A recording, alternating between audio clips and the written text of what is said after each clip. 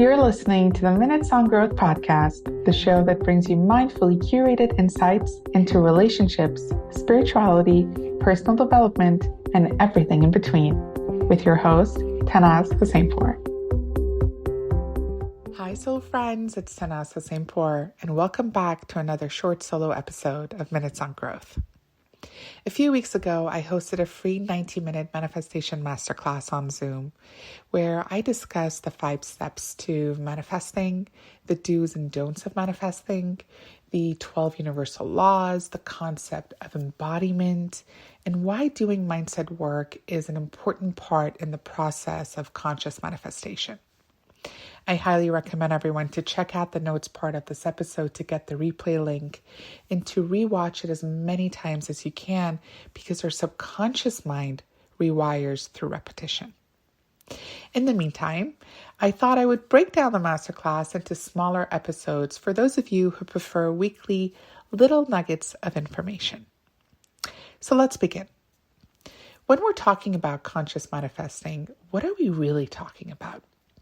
Well, we're talking about the process of becoming conscious of the thoughts, beliefs, opinions, and perceptions that we have housed in our subconscious mind and that we are subconsciously entertaining on a daily basis on autopilot mode.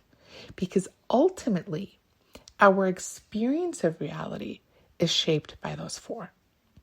Those 4, again, our thoughts, our beliefs, our opinions, and our perceptions impact our actions, our mood, and our personality, which Dr. Joe Dispenza refers to as our personal reality. And I love that.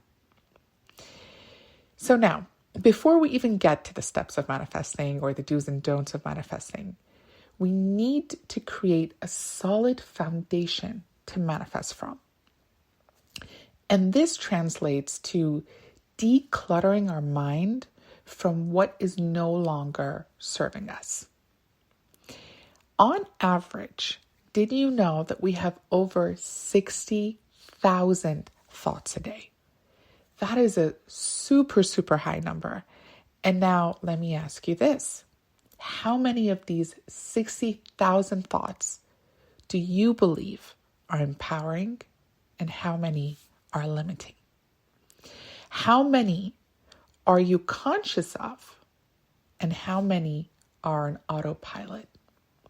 So preparing the foundation means that we need to stop being a hoarder of thoughts, beliefs, opinions, and perceptions that are limiting our growth, that are limiting us on our journey to our higher self. Because the ultimate goal of life is to enter as person A and to leave as person B. So this strong foundation correlates with having an aligned mindset, a growth mindset, an energy, an aura that is in tune with source, where we are navigating and flowing with the current of life and not against it. In theory, this all sounds perfect. Whenever I do this seminar, everyone comments, "Well, I love this. It sounds simple. How do we get started?" And if I'm being honest, it really is simple, but it's not easy. Why? Because there is one little character in this game that is committed to you not achieving this level of flow. Welcoming to the stage, your inner critic. So we have 2 voices inside of our head, the voice of our soul and the voice of our critic. One feeds on love, and the other feeds on fear, separation, and judgment. Which one do you think is which? The inner critic, also referred to sometimes as the ego, the inner neighbor, is the clingiest voice that has ever existed. It is the voice of constant judgment. It is the voice that separates us from love, from unity, from compassion. It is the voice that tells us we're not good enough, that we are not destined for greatness. It is the voice that feeds off of drama, that creates drama. Think of the critic as the clingy, unhealthy friend who doesn't want you to experience joy elsewhere, because then you'd no longer want to befriend the critic who is always putting you down. What tends to happen that I notice a lot in my sessions with my clients at the beginning is that they believe that voice of the critic is their voice. They mistake the critic's voice as their own voice, and as a result, they start to create an identity around the critic's actions. And over time, that identity creates certain limiting emotions that they get stuck in, such as shame. So the first step in laying that foundation is recognizing which voice belongs to our soul and which voice belongs to the critic. For example, our soul's goal is always to live a meaningful life, to do what we love to do, to feel fulfilled, and to live with more ease.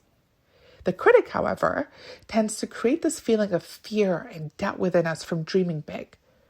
Oftentimes, it speaks to us in this form. This is too much. Who am I to want that house? Who am I to want that partner, that health, that abundance?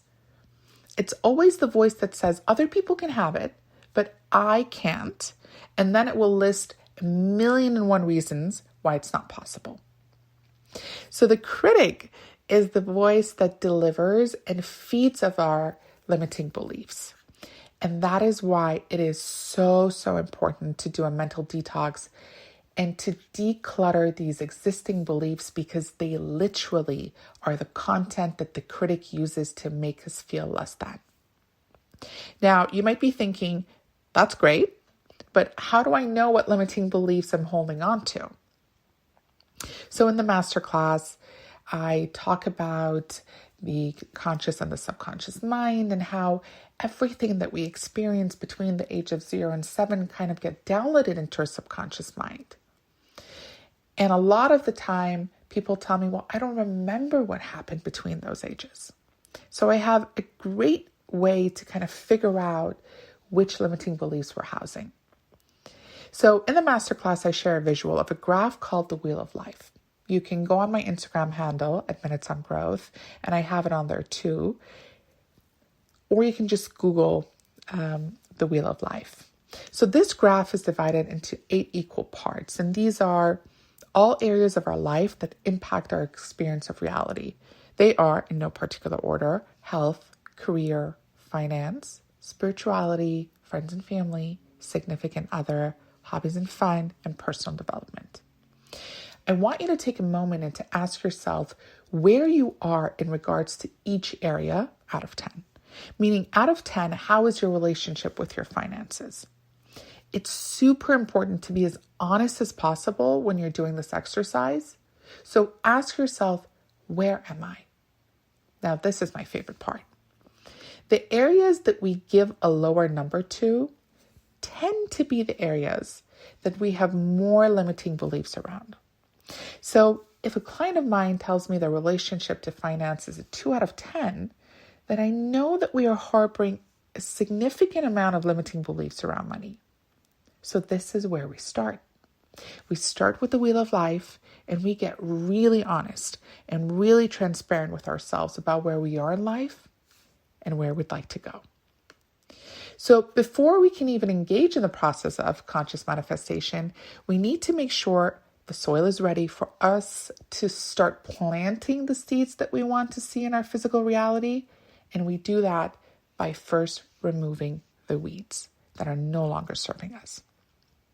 Now, if by any chance there's a voice telling you that what you're hearing right now is not possible, that it's a bunch of mumbo jumbo, remember that it's the voice of the critic.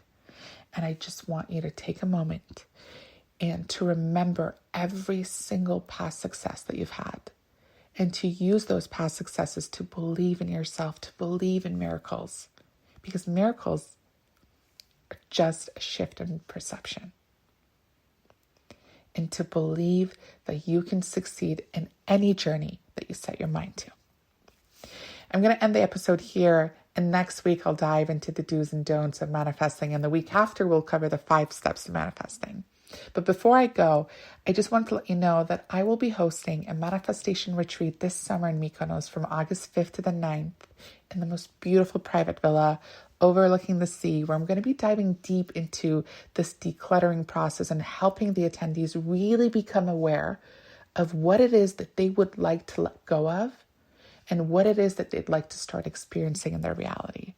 There's more information on my website, www.minutesongrowth.com, or you can reach out to me directly on social media for more information at Minutes on Growth. Once again, thank you for listening. Happy manifesting. Speak soon.